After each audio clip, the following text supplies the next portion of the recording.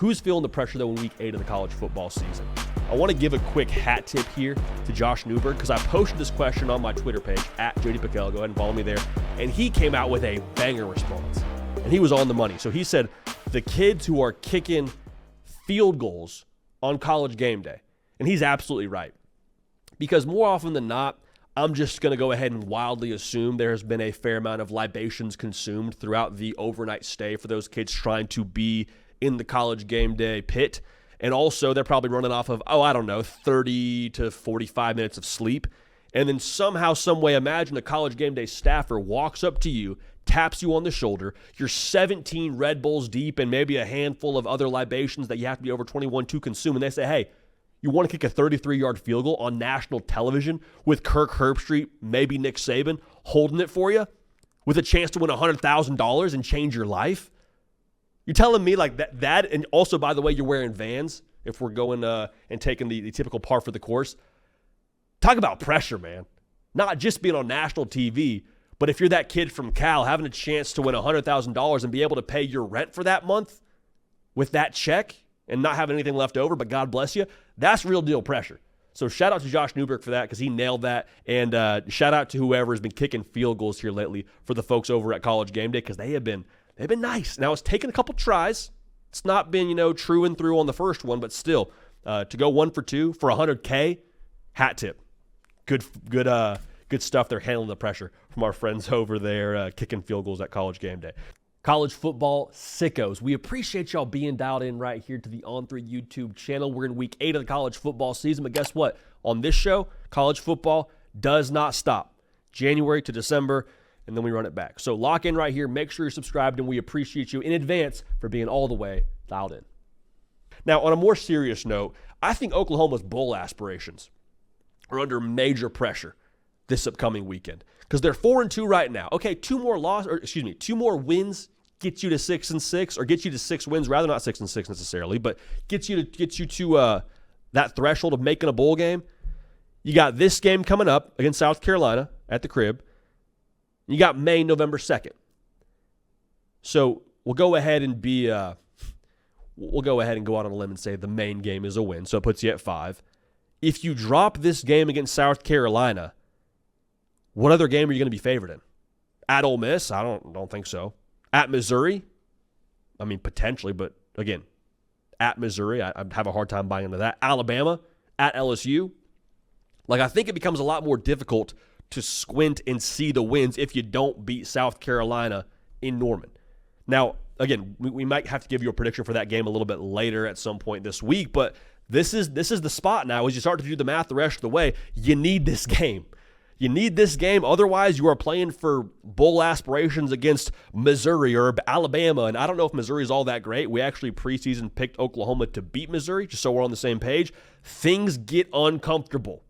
Things get pressure-packed quick, fast, and in a hurry.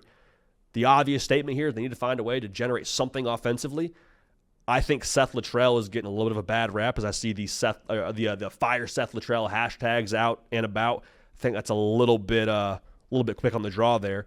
Here's the thing I want us to avoid. I just spoke to the potential of what their season could look like from a wins and loss perspective at the end of the year based on that schedule. Here's what I want us to avoid. People are going to say, well, is Brent Venables the right guy? Are we sure we should have extended him? Never had coaching experience, and he just came over here, and now he's the head coach. Are we sure he is the guy for the job? And I'm sitting here and saying, look, man, I love Oklahoma. Oklahoma is a major fan base that when this show was in a lobby in Waco, Texas, you allowed us to get on the radar. But, you could have Nick Saban coaching the team this year, and with what you have available on that roster, it just kind of is what it is. And that sounds like sort of a hopeless take, but you replacing your offensive line. Your wide receiving room was going to be the strength of your offense, and that looks like an invitation list to some kind of party right now with how many names you have on it. Your 5-star quarterback that you thought was going to be the answer for you, that's kind of going to be the guy to make up the ground for you with what you lacked on the offensive line, was the guy you were depending on. And whether it be a thing of the offensive line not being able to protect him, whether it be his decisions, you have pivoted away from him. So you're asking a true freshman quarterback now in the SEC to go get it done for you. You see where I'm coming from here? This is tough. With what you have on this roster, You could blame Brent Venables for it and say, well, we should have been better prepared. I don't know if that's an overall irresponsible thing to say, but to say that Brent Venables is the problem when you got 5 new offensive linemen, a true freshman quarterback, your 5-star quarterback wasn't protected, making bad decisions, your wide receiver room is all dinged up, like, I think we're being a little bit pitchforky and torchy to say that we know for a fact what he is or what he isn't here. I don't think this should define Brent Venables. Let's go ahead and hit the reset button a little bit. Let's go ahead and look in the rearview mirror. Same guy that won you 10 games last year when you have a better roster. So I think it's a roster thing. I don't think it's a Brent Venables thing. If you're making the case for Brent Venables is in charge of the roster, I hear you, but let's let this marinate a little bit. This stuff is hard. It's in the SEC. But nonetheless, when it comes to bowl aspirations, lots of pressure on our folks at South Carolina this upcoming weekend. Or our folks, playing South Carolina and Oklahoma this upcoming weekend. This is one I heard a lot of. Heard a lot of people saying, well, hey, Kalen DeBoer is under pressure against Tennessee. If he loses Tennessee, oh my gosh, they'll be after him. They're going to want to fire Kalen DeBoer. That's nonsense. That is nonsense. Do not get it twisted. That is something we got to install the clickbait defense for. Say, hey, nope, no fly zone here. Listen, this is just Saban whiplash. If they lose Tennessee, yeah, it would be unfortunate. You probably look at what happened on defense, I would have to guess, if they were to lose Tennessee. We have them beating Tennessee, just so we're on the same page. It wouldn't be comfortable, but I think at the same time you say it's year one. It's year one. So is there pressure to beat your rival? Of course. Obviously, there's always pressure in the third Saturday in October. I think the greater amount of pressure in my mind actually falls on Josh Heupel. Now, when I say pressure, hear me loud and clear. I am not saying that if they lose to Bama, Josh Heupel's job in some way, shape, or form should be in jeopardy. I do not believe that for a minute. Okay, so hear that clearly, hear that loud and clear. The pressure, I think, is more so on the expectations that are there mixed with the opportunity that's there with Alabama this week. Because, listen, Alabama, for the first time in a minute, looks extremely human. Now you say for the first time in a minute, obviously you beat them in Knoxville a couple of years ago. But what I'm trying to say is this is the most gettable Alabama has looked coming into Knoxville in a minute. I mean, the spread, I believe, 2 years ago when they came to you in 2022 was a touchdown. They were favored. They're favored by 2.5. So Vegas is lining up with that. They're at your place. You've got a gifted quarterback. Hasn't been able to turn it on just yet as of late, but that's still there. You have a defense for the first time in 4 years. No, by the way, also, it is year 4. So you factor that in as well. So there's the expectations with all of those things. Then you pair it with the opportunity that sits here for Tennessee. 12-team playoff, and maybe as important as that is the chance, I think, for Tennessee to reestablish themselves in the pecking order of the SEC. Because let's play this out for a second. Let's say Tennessee rolls out there in Neyland Stadium and just has their way with Bama. Let's say final score 34-24, Vols roll. What are we saying about Tennessee this time next year at SEC Media Days? How many votes are they getting to finish first in the SEC? Where are they preseason? I think at that point in time, you're projecting the future at Tennessee and saying, okay, when we stack it all together, you got Texas, you got Georgia, and then you probably have Tennessee somewhere in the mix ahead of Alabama. When was the last time we did that? And I'm not saying in the season because we picked Tennessee to beat Bama when it went down in 2022 over Nick Saban. But to truly going into the year say, yep, Tennessee is better than Bama, I don't know that we've said that for a long time.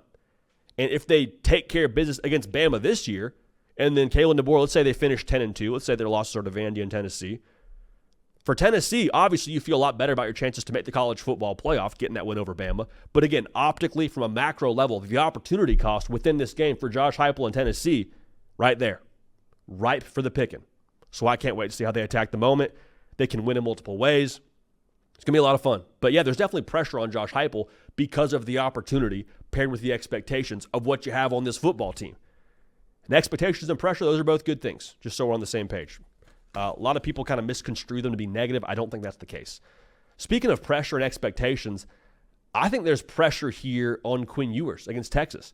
Because I think a lot of people are saying, well, Kirby Smart, man, if they drop another game, the narrative around Georgia starts running rampant. And I think we'll talk about that a little bit more tomorrow, actually, in terms of what's at stake here for Georgia. But for Texas, I think the pressure is on Quinn Ewers for a number of reasons. The big picture, I think, pressure is around Texas and the opportunity cost for them, much like we just spoke to for Tennessee. Like, Texas keeps telling you who they are. Handle Michigan at Michigan. Last year, they beat Alabama at Alabama. We were there, and it was It was a lot more, I believe, definitive than the final score made it look. I digress. Texas keeps telling you we're a big dog in the sport. We're a tier 1 team in the sport. Won the Big 12, made the college football playoff. I think for some reason, optically, we keep going back to what Texas hasn't been over the course of the last however many years. The logo's got all this juice and excitement, and the fan base is always expectant. And then when they've underachieved, people are very quick to say, they're just the boy crying wolf. Texas isn't crying wolf anymore. There was a wolf, and Texas exterminated it. Texas is the wolf right now. Okay? And so if they go out and beat Georgia, that would be the statement loud and clear. Again, hey, look it, blue check, verified, that's us. We're a big dog in this sport. And the reason why I think the pressure falls on Quinn Ewers here is you need Quinn Ewers to be dialed into the nth degree to win this football game. We got a breakdown on that in just a few minutes. But when it comes to Texas, again, winning this football game, the area of opportunity in this matchup is the Georgia secondary. Bama went for darn near 400 through the air against them. Mississippi State, air raid still, went for over 300 against them. You win this game with A-plus Quinn Ewers. Like, I don't want to put too much pressure on the guy, but I think by nature of the situation, by nature of coming to Texas and being the quarterback at Texas in this matchup, there's pressure in spades here. And I would say this for Quinn Ewers, and I don't want to get too like hyperbolic and nostalgic romantic about college football, but I will say there are what I would call legacy games for quarterbacks, like games where you look back in the history books, you flip through your own catalog of college football memories, and there's a couple of moments that you remember great quarterbacks by, and typically it's against big dogs in the sport by nature of Bama being Bama over the course of the last few years. A lot of them for me come against Bama. LSU, going to Tuscaloosa, Joe Burrow, that magical run, legacy spot for him. Johnny Manziel in Tuscaloosa, legacy spot for him. I think you could argue Dylan Gabriel against Ohio State in Autzen. I think that was a legacy-esque kind of game. If Quinn Ewers goes out and does what he needs to do to win this football game, which I think would be north of 300 yards, probably somewhere in the neighborhood of 3 touchdowns, I think that you go ahead and say, hey, legacy game for Quinn Ewers. When you think about his time at Texas, you think of the Big 12 title, of course, think about him making the college football playoff and slaying the dragon in Tuscaloosa, which was absolutely a legacy spot. But if you beat Georgia in the 12-team era, where you're the number 1 team in America, and you defend your turf against what has been the standard in college football in Kirby Smart, legacy spot through and through for Quinn Ewers. Go ahead and sign your name on it. So one more spot I want to talk about here is being heavy pressure.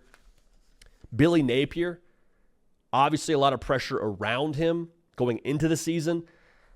I understand the thought that, hey, if they lose this game to Kentucky, then you have the bye week, and then it becomes, I don't know if easy is the right word, but it would make a lot of sense to part ways at that point in time, have a week to kind of get your bearings as a football program and figure out who the interim coach is, and I get that, but like, this kind of just feels like bonus time to me when it comes to Billy Napier at Florida. And that sounds kind of harsh, and I hate that it sounds harsh because on a personal level, I'm a fan of how Billy Napier operates. I think he cares about the right things. I think it's a hard job. That's not me down on Florida. I just think sometimes the person and the job don't mesh. Maybe it's timing. Maybe it's a number of other things that you could point to, and I think it's pointless to try and list them out and make sense of it. But like for whatever reason, it has not been a fit. And the reason why it feels like bonus time to me, the Miami game happens, and that's discouraging. I don't think that was where you lose the job. The Texas A&M game, where they roll in there with a backup quarterback and handle business, that was the game where you're like, okay, this might be how it works. And I hope I'm wrong. I hope Billy Napier does great things, and they go out and have a lot of success the rest of the way, and we have a conversation after the year of like, okay, give him another year. I hope that's what happens. But for that to happen, I think you would need to see something drastic. And now you're playing a true freshman quarterback in DJ Lagway. Let him cook. I'm all about it. You hate that for Graham Mertz, which is a whole other discussion in itself. That made me sad, seeing all the injuries. Graham Mertz being one of them across the college football landscape the other day. What I just said, to turn the tables, you need to see something drastic. And I would be wildly surprised if we did see something drastic from Florida, where they go out and blow out Kentucky. Let's say they go out and beat Georgia, and I think it might need to be by a touchdown or so. Like, those are the kind of things I think it would take for Florida to capture momentum around keeping Billy Napier, and those things to me feel very, very difficult to imagine. So if they happen, we'll revisit this discussion and we'll talk about it. But the pressure on Billy Napier in this game, I don't think there's pressure. I think it's house money. I think if they blow him out, great. We'll have a discussion about it, and maybe that changes things. But overall, it just feels a lot like, unfortunately, it feels a lot like bonus time when we talk about him as the head coach at Florida. And again, I hate that. I absolutely hate that, but I think that's kind of where we are right now in week 8 of the college football season for our friends out in Gainesville.